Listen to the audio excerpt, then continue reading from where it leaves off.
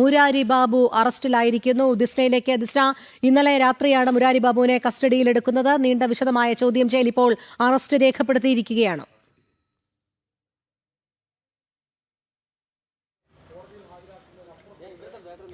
തീർച്ചയായും സ്വർണ്ണക്കൊള്ളയുമായി ബന്ധപ്പെട്ട് രണ്ടാമത്തെ അറസ്റ്റ് രേഖപ്പെടുത്തിയിരിക്കുന്നു എന്നൊരു വിവരം തന്നെയാണ് നമുക്ക് നിലവിൽ ലഭ്യമായിട്ടുള്ളത്. മുരാരി ബാബു അറസ്റ്റിൽ എന്നൊരു വാർത്തയാണ് നിലവിൽ നമുക്ക് ക്രൈംബ്രാഞ്ച് ഓഫീസിന് മുന്നിൽ നിന്ന് ലഭ്യമാകുന്നത്. ഉടൻ തന്നെ വൈദ്യപരിശോധനയ്ക്കായി പുറത്തെത്തിക്കും, അതിനുശേഷം റാന്നിയിലെ കോടതിയിൽ ഹാജരാക്കുമെന്നൊരു വിവരം തന്നെയാണ് നിലവിൽ നമുക്ക് ലഭ്യമായിട്ടുള്ളത്. രോഹിണി, ഈ അന്വേഷണ അതായത് ദേവസ്വം ബോർഡിലെ ആദ്യത്തെ ഉദ്യോഗസ്ഥനെയാണ് അറസ്റ്റ് ചെയ്യുന്നത്. എന്തായാലും ഇന്നലെ രാത്രിയോടുകൂടിയാണ് വീട്ടിൽ നിന്നും മുരാരി ബാബുവിനെ കസ്റ്റഡിയിലെടുക്കുന്നത്. തുടർന്ന് നീണ്ട ചോദ്യം ചെയ്യലിന് ശേഷമാണ് ഇപ്പോൾ ഇത്തരത്തിൽ അറസ്റ്റ് രേഖപ്പെടുത്തിയിരിക്കുന്നത് എന്നൊരു വിവരമാണ് നിലവിൽ നമുക്ക് ലഭ്യമായിട്ടുള്ളത്. രോഹിണി, അതോടൊപ്പം തന്നെ ഏറ്റവും എടുത്തു പറയേണ്ടത് നിർണായകമായ ചില വിവരങ്ങൾ SITക്ക് ലഭിച്ചു എന്നത് കാര്യം തന്നെയാണ് നമുക്ക് വ്യക്തമായിട്ടുള്ളത്. ഉണ്ണികൃഷ്ണൻ പോറ്റിയോടൊപ്പം തന്നെ കൂടുതൽ ആളുകൾ ഈ സംഭവവുമായി ബന്ധപ്പെട്ട് ഇതിൽ ഉൾപ്പെട്ടിട്ടുണ്ട് എന്നൊരു കാര്യം തന്നെയാണ് നമുക്ക് മനസ്സിലാക്കാൻ സാധിക്കുന്നത്. എന്തായാലും ഉടൻ വൈദ്യപരിശോധനയ്ക്കായി മുരാരി ബാബുവിനെ പുറത്തേക്ക് ഇറക്കും എന്നൊരു സൂചന കൂടി ലഭിക്കുന്നു. അതിനുശേഷം കോടതിയിൽ ഹാജരാക്കും എന്ന് തന്നെയാണ് നമുക്കറിയാൻ സാധിക്കുന്നത്. രാവിലെ 7:30 SP ശശിധരൻ ഉൾപ്പെടെയുള്ള അന്വേഷണ ഉദ്യോഗസ്ഥർ ക്രൈംബ്രാഞ്ച് ഓഫീസിന് മുന്നിലെത്തുകയും അതോടൊപ്പം തന്നെ ഉന്നത ഉദ്യോഗസ്ഥരൊക്കെ തന്നെയും എത്തി. അപ്പോൾ ഉന്നത ഉദ്യോഗസ്ഥരോടൊക്കെ തന്നെയും ചർച്ച ചെയ്തതിനു ശേഷമായിരിക്കും തുടർ നടപടികൾ എന്നത് തന്നെയായിരുന്നു കഴിഞ്ഞ അല്പസമയം മുൻപ് നമ്മൾ അറിയിച്ചിരുന്നത്. പക്ഷേ ഇപ്പോൾ നമുക്ക് ലഭ്യമാകുന്ന ഏറ്റവും ഒടുവിലത്തെ വിവരം അനുസരിച്ച് മുരാരി ബാബുവിൻ്റെ അറസ്റ്റ് രേഖപ്പെടുത്തിയിരിക്കുന്നു എന്നൊരു വിവരം തന്നെയാണ് രോഹിണി ഈ സ്വർണ്ണ കവർച്ചയുമായി ബന്ധപ്പെട്ട് നമുക്ക് അറിയാൻ സാധിച്ചിരിക്കുന്നത്. എന്തായാലും മഹസറിൽ ഉൾപ്പെടെ രേഖകളിൽ കൃത്രിമം കാണിച്ച് രേഖപ്പെടുത്തിയത് ഈ മുരാരി ബാബുവാണ്. അതോടൊപ്പം തന്നെ ഉണ്ണികൃഷ്ണൻ പോറ്റിയെയും മുരാരി ബാബുവിനെയും ഒരുമിച്ചിരുത്തി ചോദ്യം ചെയ്യേണ്ടതിൻ്റെ ആവശ്യകതയുണ്ടെന്നും നമുക്ക് ഈ അന്വേഷണ സംഘത്തിൽ അപ്പോൾ നേരത്തെ തന്നെ തയ്യാറാക്കിയ ചോദ്യാവലികൾ ഉപയോഗിച്ചാണ് ഇത്തരത്തിൽ ചോദ്യം ചെയ്യൽ നടന്നിരിക്കുന്നത് എന്ന് തന്നെയാണ് മനസ്സിലാക്കാൻ സാധിക്കുന്നത്. 7:30 SP ശശിധരൻ ക്രൈംബ്രാഞ്ച് ഓഫീസിലേക്ക് എത്തുന്നു. പിന്നീട് അന്വേഷണ ഉദ്യോഗസ്ഥരിൽ ഉന്നതർ പലരും ഇവിടെ എത്തുകയും പിന്നീട് ഒരു തീരുമാനത്തിലെത്തിയതിനു ശേഷമാണ് ഇത്തരത്തിൽ അറസ്റ്റ് രേഖപ്പെടുത്തിയത് എന്നൊരു വിവരം തന്നെയാണ് രോഹിണി ഇപ്പോൾ നിലവിൽ ലഭ്യമായിരിക്കുന്നത്. എന്തായാലും ഈ പല നിർണായക വിവരങ്ങൾ ഈ മുരാരി ബാബുവിൽ നിന്നും ലഭിച്ചിട്ടുണ്ട് എന്ന് തന്നെയാണ് അന്വേഷണ ഉദ്യോഗസ്ഥരിൽ നിന്നും നമുക്ക് നിലവിൽ അറിയാൻ സാധിച്ചിരിക്കുന്നത്. തുടർന്ന് റാന്നി കോടതിയിലെത്തും, പിന്നീട് വൈദ്യപരിശോധന നടത്തിയതിനു ശേഷമായിരിക്കും കോടതിയിൽ എത്തിക്കുക എന്നൊരു വിവരം തന്നെയാണ് നമുക്ക് അറിയാൻ സാധിക്കുന്നത്. എന്തായാലും മുരാരി ബാബുവിലൂടെ ചില നിർണായക വിവരങ്ങൾ ഉദ്യോഗസ്ഥരുടെ അടക്കമുള്ള പങ്കുകൾ വ്യക്തമായിട്ടുണ്ട് എന്നത് തന്നെയാണ് നിലവിൽ നമുക്ക് മനസ്സിലാക്കാൻ സാധിക്കുന്നത്. ഒടുവിൽ മുരാരി ബാബുവിൻ്റെ അറസ്റ്റ് രേഖപ്പെടുത്തിയിരിക്കുന്നു രോഹിണി. വളരെ നിർണായകമായ ഒരു ഘട്ടമെന്ന് തന്നെ വിശേഷിപ്പിക്കേണ്ടിയിരിക്കുന്നു. ദിസ്ന, സ്വർണ്ണ കൊള്ളയിൽ രണ്ടാമത്തെ അറസ്റ്റ്. 2019 മുതൽ 2024 വരെ മുരാരി ബാബുവിൻ്റെ പങ്ക്, എന്തൊക്കെ കാര്യങ്ങൾ ഇതിന്മേൽ സ്വർണ്ണക്കൊള്ളയിന്മേൽ ഉണ്ടായിരുന്നു, എന്തൊക്കെ ആസൂത്രണങ്ങളായിരുന്നു, ഗൂഢാലോചനയിൽ എത്രമാത്രം പങ്കാളിയായിരുന്നു എന്നതടക്കമുള്ള കാര്യങ്ങളാണ് ഇനി വെളിയിൽ വരേണ്ടിയിരിക്കുന്നത്. SIT സംഘത്തിന് മുരാരി ബാബുവിൻ്റെ പങ്ക് വ്യക്തമായി എന്നു തന്നെയാണ് മനസ്സിലാക്കേണ്ടിയിരിക്കുന്നത്. വ്യാജരേഖ ചമയ്ക്കൽ ഉൾപ്പെടെയുള്ള കുറ്റകൃത്യങ്ങൾ മുരാരി ബാബുവിലേക്ക് ചാർത്തപ്പെടാനുള്ള സാധ്യത തന്നെയാണ് കാണുന്നത്. കാരണം സ്വർണ്ണപ്പാളിയെ ചെമ്പുപാളിയാക്കി ചിത്രീകരിക്കുന്നു. അത് തന്ത്രി പറഞ്ഞ തന്ത്രി എഴുതിയ കത്തിന്റെ അടിസ്ഥാനത്തിലാണ് എന്ന് വാദിക്കുന്നുണ്ട്. താൻ പ്രാഥമികമായുള്ള റിപ്പോർട്ട് മാത്രമാണ് നൽകിയത്, അതിന് മുകളിൽ പരിശോധന നടത്തേണ്ട ഉദ്യോഗസ്ഥർ മറ്റുള്ളവരായിരുന്നു എന്നൊക്കെ പറഞ്ഞൊഴിയുന്ന ഒരു നയം മുരാരി ബാബു സ്വീകരിച്ചത് നമ്മൾ കണ്ടതാണ്. പക്ഷേ കൃത്യമായ ആസൂത്രണം മുരാരി ബാബുവിൻ്റെ ഭാഗത്തു നിന്നും ഉണ്ടായി. അതനുസരിച്ചാണ് ഈ സ്വർണം ചെമ്പാക്കി എഴുതിയത് ഉൾപ്പെടെയുള്ള നടപടികളിലേക്ക് കടന്നത് എന്ന് തന്നെയല്ലേ അനുമാനിക്കേണ്ടത്. ഇനിയാണ് ഉണ്ണികൃഷ്ണൻ പോറ്റി മുരാരി ബാബുവും എങ്ങനെയാണ് ഈ ഗൂഢാലോചനയിൽ പങ്കാളികളായത്, ഏതൊക്കെ രീതിയിലാണ് ഇവർ നടപ്പിൽ വരുത്തിയത്, ഇവരെ സഹായിച്ചവർ ആരൊക്കെ എന്നതിലേക്ക് എത്തേണ്ടിയിരിക്കുന്നത് അല്ലേ?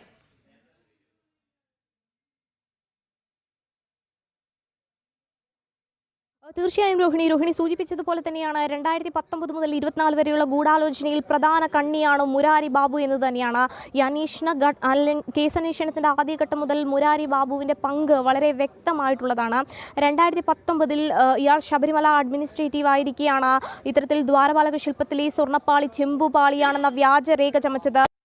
പോറ്റി ഒന്നാം പ്രതിയായ കേസിൽ FIR-ൽ രണ്ടാം പ്രതിയാണ് മുരാരി ബാബു എന്നതാണ്. ആ മുരാരി ബാബുവിൻ്റെ അറസ്റ്റാണ് ഇപ്പോൾ അന്വേഷണ സംഘം രേഖപ്പെടുത്തിയിരിക്കുന്നത്. ഏറെ പ്രധാനപ്പെട്ട വിവരം, ഏറെ നിർണായകമായ വിവരങ്ങൾ ചോദ്യം ചെയ്യലിലൂടെ അന്വേഷണ സംഘത്തിന് ലഭ്യമായി എന്നത് തന്നെയാണ് രോഹിണി നമുക്ക് വ്യക്തമാക്കിയിട്ടുള്ളത്. എങ്ങനെയാണ് നേരത്തെ രോഹിണി സൂചിപ്പിച്ചതുപോലെ തന്നെ കൃത്യമായ ആസൂത്രണം ഇതിന് പിന്നിലുണ്ട്. ഒരു ഉണ്ണികൃഷ്ണൻ പോറ്റിക്കോ ഒരു മുരാരി ബാബുവിനോ ഒരിക്കലും ഇത്തരത്തിലൊരു സ്വർണ്ണ കവർച്ചയിൽ പങ്കാളികളായിട്ടുണ്ടെങ്കിൽ പോലും അതിനു പിന്നിൽ ഉന്നതരുടെ പങ്ക് അത് എത്രത്തോളമാണെന്നതാണ് നമുക്ക് ഇതിൽ നിന്നും വ്യക്തമാകാൻ കഴിയുന്നത്. മഹസറിൽ ചെമ്പുപാളി എന്ന് രേഖപ്പെടുത്തിയത് തന്ത്രിയുടെ കത്തിൻ്റെ അടിസ്ഥാനത്തിലാണ് എന്നതാണ് മാധ്യമങ്ങളോടുൾപ്പെടെ മുരാരി ബാബു ആദ്യഘട്ടത്തിൽ പറഞ്ഞത്. എന്നാൽ തന്ത്രി ഇക്കാര്യം നിഷേധിച്ചതും നമ്മൾ കണ്ടതാണ്.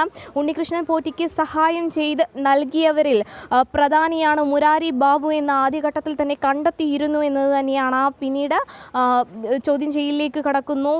ഇപ്പോൾ ഇതാ അറസ്റ്റ് രേഖപ്പെടുത്തിയിരിക്കുന്നു. നിർണായകമായ കൂടുതൽ വിവരങ്ങൾ ഈ അറസ്റ്റിലൂടെ അല്ലെങ്കിൽ ചോദ്യം ചെയ്യലിലൂടെ ലഭിക്കുമെന്നത് തന്നെയാണ് നമുക്ക് മനസ്സിലാക്കാൻ സാധിക്കുന്നത്. ഇന്നലെ രാത്രിയോടുകൂടി മുരാരി ബാബുവിനെ അന്വേഷണ സംഘം കസ്റ്റഡിയിലെടുക്കുന്നു. പിന്നീട് രഹസ്യ കേന്ദ്രത്തിലാണോ അതോ ക്രൈംബ്രാഞ്ച് ഓഫീസിലേക്ക് കൊണ്ടുവന്നോ എന്നതിനൊരു സ്ഥിരീകരണം ലഭിച്ചിരുന്നില്ല രോഹിണി.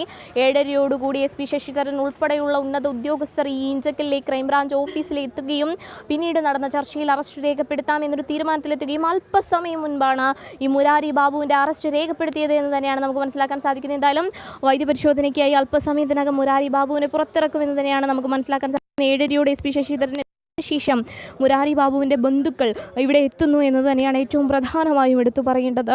ഒരു ചങ്ങനാശ്ശേരി രജിസ്ട്രേഷൻ വാഹനമായിരുന്നു പിന്നെ ക്രൈംബ്രാഞ്ച് ഓഫീസിലേക്ക് എത്തിയത്. അതിൽ ഭാര്യ ഉൾപ്പെടെയുള്ള ബന്ധുക്കൾ ഉണ്ട് എന്നൊരു വിവരം തന്നെയാണ് ലഭ്യമായിട്ടുള്ളത്. എന്തായാലും കൂടുതൽ ആളുകളിലേക്ക് ഈ ചോദ്യം ചെയ്യലുകൾ നീങ്ങുന്നു. അതോടൊപ്പം തന്നെ കൂടുതൽ അറസ്റ്റുകൾ ഉണ്ടാവുമെന്ന ഒരു പ്രാഥമിക വിവരം അല്ലെങ്കിൽ ആ ഒരു ഇപ്പോൾ എത്തി നിൽക്കുന്നത് രോഹിണി. അതുമാത്രമല്ല ദിസ്ന, നമുക്കറിയാം മുരാരി ബാബുവിൻ്റെ സ്വാധീനം എത്രത്തോളം ഉണ്ട് എന്നുള്ളത്. 2019 മുതൽ 2024 വരെയുള്ള ഗൂഢാലോചനകളിൽ പങ്കാളിയായിരുന്നു എന്നുള്ള സംശയം തുടക്കം മുതൽക്ക് തന്നെ അന്വേഷണ സംഘത്തിന് ഉണ്ടായിരുന്നു. അതിൻ്റെ അടിസ്ഥാനത്തിലുള്ള ചോദ്യം ചെയ്യലിൽ തന്നെയാണ് കാര്യങ്ങൾ വെളിവാകുന്നതും. ഉണ്ണികൃഷ്ണൻ പോറ്റിക്കൊപ്പം ഇരുത്തി ചോദ്യം ചെയ്യുന്നതിലൂടെ കൂടുതൽ പേരിലേക്ക് കാര്യങ്ങൾ എത്തും എന്നുള്ളതിലും സംശയമില്ല.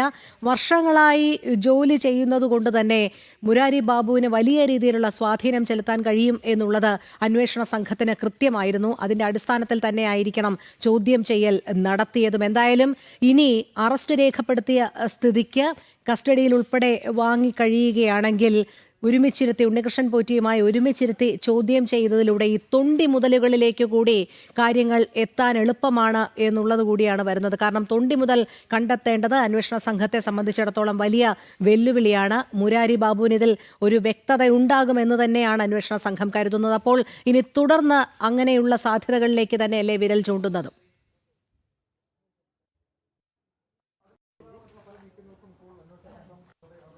തീർച്ചയായും രോഹിണി സൂചിപ്പിച്ചതുപോലെ തന്നെയാണ് ഈ പല വ്യവസായികളും, അതായത് ഉന്നത വ്യവസായികൾ ഉൾപ്പെടെ ഈ സ്വർണ്ണപ്പാളി അല്ലെങ്കിൽ ഇത് എത്തിച്ചിട്ടുണ്ട് എന്നൊരു കണ്ടെത്തൽ അന്വേഷണ സംഘം ആദ്യഘട്ടം മുതൽ എത്തിയിരുന്നു എന്ന് തന്നെയാണ് നമുക്ക് ഏറ്റവും എടുത്തു പറയേണ്ടത്.